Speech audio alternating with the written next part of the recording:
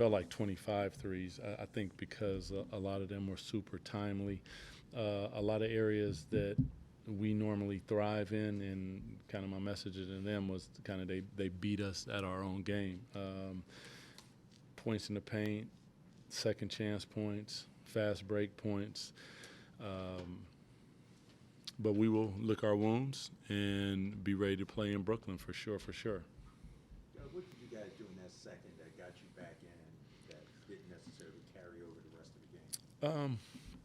We played a bit of zone. They missed some shots, but part of it is you got to make sure that you offensive. That you clear the board, and 17 offensive rebounds is just too many. You got 7 from Josh Hart. Like, these are things that we gotta. And I talked to them in the huddle. Is like a lot of this is little things. Like, you get a stop, you don't offensive rebound, you turn the ball over, they go down and hit a three. Like, all those little things at the end of the night start to add up. And when we did that in the second quarter, it was solid. We came back in the third and fourth, and like I said, timely threes. Just give them credit. I mean, they made shots, and they're a heck of a ball club. And Tibbs is a hell of a coach. But we'll see him again.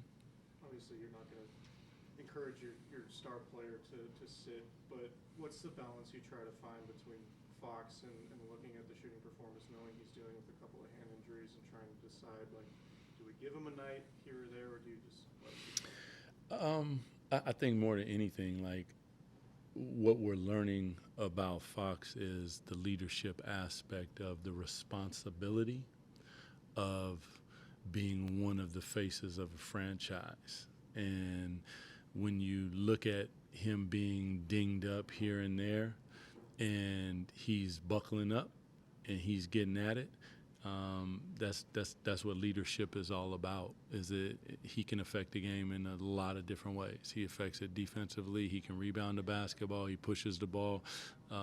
It's gonna click. Not really worried about that. But I know from being in that position, it's hard. But at the same time, there's a big responsibility, and he is not ducking it. And I respect the hell out of that. Josh Hart, tell me about his impact triple double. It seemed like it was like 5 of them came out Yeah. on the floor. I mean, the biggest part was the stampede drives, a couple even during the zone. Then we stopped that. Then he was offensive rebounding. Like, I like him. He's a good player. Like, I like how he gets down. I respect, and Tibbs finds those guys, and then he puts them out there, and they do what they do. But next time we see him, we'll be better. And hats off. That's how they play a brand of basketball that if you don't buckle up, it can get bumpy. And tonight it did. And like I said, we'll lick our wounds and be ready to go when we don the floor in Brooklyn. With the offensive rebounds that they got, was it as simple as just not hitting your man and boxing out, or how do you diagnose it? I mean, some of them were in the zone. And playing a zone, that's why it's not super popular, because you're getting bodies aren't on bodies. And they're flying in, you're contesting, they're overloading the side. And when that happens, it can happen. Now, the ones when we are in man-to-man, you might be in a help position. And to his credit, like, they play two-man basketball, but a lot of times when you look at teams, they're spacing and they're trying to knock down shots.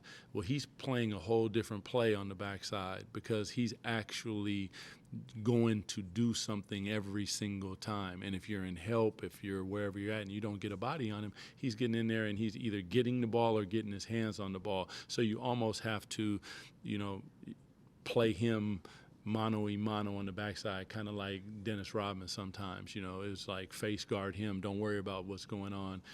He's not getting it. You're not getting it. But the key is he's not getting it.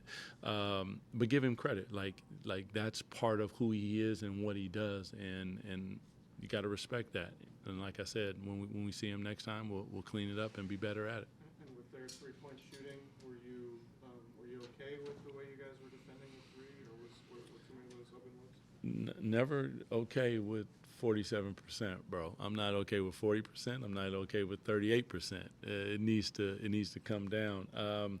We just like Jokic hit a couple reading the low man and hitting the corner, and they knocked him down. But after you either blitz or you put two on the ball or Brunson's gravity causes help, you have to give them credit that they are reading the low man. They're reading the help, and they're making the pass. And the pass is on time and on target. Like, if that pass is at his feet, we get there. But it's not. It's in the pocket. Like, that's a skill, and you got to respect that. But that's why you got to have high hands. You got to have hands in the pocket. You got to be physical. You got to, make sure that you're not letting them sneak through a trap and get through and get a look at that. Put him on his back foot, on his back shoulder, and try to make him loop the pass. That's where you get the time to make sure that you close out with a stick hand and make him put it on the ground. And tonight, it wasn't exactly how we drew it up and how we wanted it, but we'll look at it and be better for sure, because this is the NBA, and winning is difficult, and that for me is unacceptable. And I know it's unacceptable for them too, because they didn't come here for this. They came here to win a ball game. I know that, man to man, looking at them in the locker room, and I respect the hell out of that. Doug, that stretch at the end of the second quarter where you had the pace going so fast. I mean, I don't want to put words in your mouth, but is that sort of your ideal version of what you want this to look like for this team, where it was just the tempo was so jacked up and you had the offense really going? There's a couple of different ways. Even when I was on television, I would talk about it. There's a couple of ways to play with pace. One is you got Race Carr and De'Aaron Fox and Malik Monk, and they can just go. But also you advance the basketball up the floor. Make, miss, turnover, it doesn't matter. And that is how we want to play. We want to get right back at you, because not everybody's not built for that. And it's taken us a little bit to get into that type of shape, but I think that we're getting closer and closer to having the ability to play like that for longer stretches. And sometimes, I'm not calling a timeout, and they have to play through it. And to their credit, they're figuring it out at a high level on the stage. A lot of times you do this in training camp, you do it in practice in different places, but they have to do it on the stage. And I love them for the effort that they're giving inside of that process. It's tough. What happened on the delay early in the fourth quarter with the Rams? What were you told? It was off. I looked at it. I think they were looking at the rim, but it wasn't the rim. I think it was a stanchion. So, that's whatever. Yeah. Thanks, everyone. All right, guys.